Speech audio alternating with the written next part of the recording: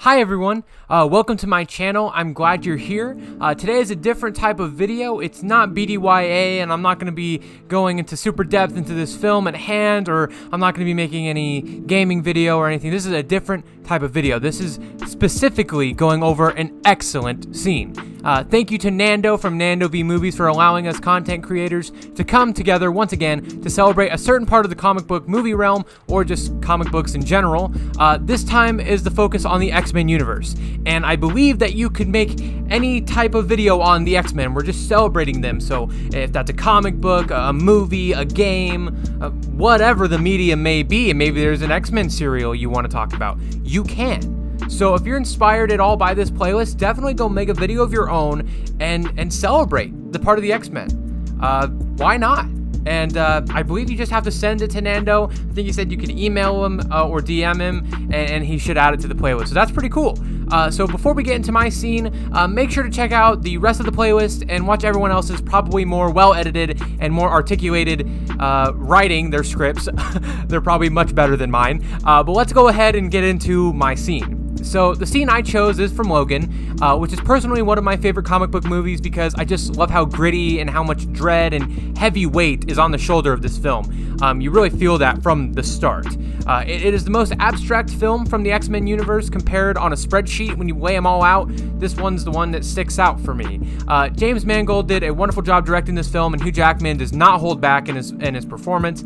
Shout out to Sir Patrick Stewart and Daphne Keane, who absolutely killed it as Xavier and Elora, or X-23. But I will not be talking about them in particular, mainly just the direction and Hugh Jackman. The part of the film in which the topic of discussion is the opening scene. So the scene opens up with some dialogue in the back with these people who are pretty much pulling a Jason Todd on Logan's limo.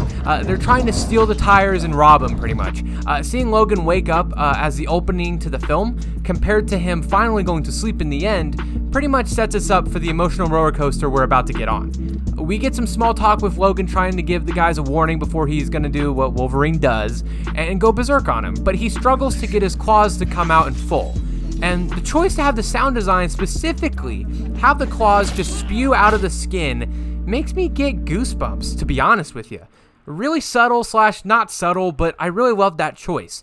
And then the action ensues, and we see Logan get shot, and it's like, once again, another setup, an homage to him laying on his back and dying in the end, but I really preferred him getting up in the beginning as a more connection to the end, but that's also another reference, of course, him being knocked down. And I just really love how the colors are combined into the scene. We have a heavy blue mixed with the dirt, with reflected light from the street lamps into a blue / brown / orangish tint to the scene as a whole, which, if you really want to dive in here, could be a reference to Wolverine's costumes, where he's had like a brown and then he's had a blue, and then, you know what I mean? It could be a reference, but I can't confirm that because I don't know. I'm gonna take that and say that it is, and if you're watching the noir version of the film, you would know that because it's black and white, which is also a good watch. But anyways, getting back to the topic at hand here, Logan eventually gets his ass kicked so hard on the ground we see his berserker mode like fully come out, and he's like, ah shit, gotta do what Wolverine does best, and he starts kicking everybody's ass. And immediately there's a consequence for his berserker mode. The shotgun round hits his car, and now there's even more damage that's happened because of Logan's violent tendencies. Now you could say that, like, of course it was the bad guy of the scene shooting the car, but it wouldn't have actually hit his car if it wasn't for Logan aiming it towards it. So it's like everything Logan does, even if he's trying to defend himself or even trying to use his powers in a good way, bad things normally follow suit of that.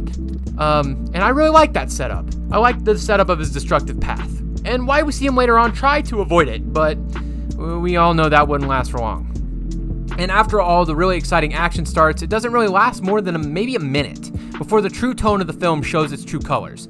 It's going to be a darker and more grimy type of movie. The score kicks in, and we actually see Logan pick up after the mess, which is not in most superhero movies. We have to watch him try to fix what's happened now. We normally cut away from the destruction, but keeping us lingered on the damage really makes the audience give a shit about what's going on. We actually have to live in this world.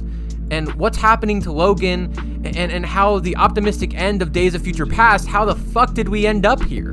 Which is why I absolutely love this scene, and I truly believe it deserves a spot in this playlist because it perfectly sets up how this movie's going to be.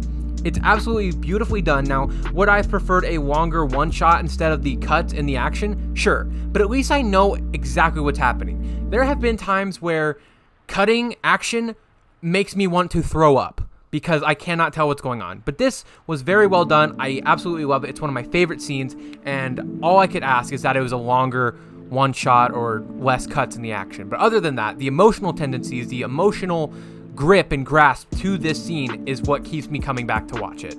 So I hope everyone has enjoyed. I can't wait to see you all again. And once again, thank you to Nando from Nando V Movies for bringing us all together back again for this opportunity. So yeah, I'll see you guys later. Have a great day and goodbye.